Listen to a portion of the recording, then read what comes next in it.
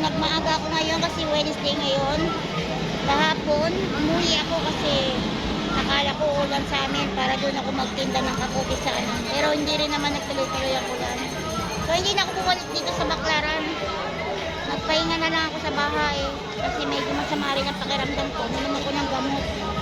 So sabi ko ngayon nga, medyo agahan ko para makabawi man lang. So magtinda na uli ako hanggang mamayang gabi guys.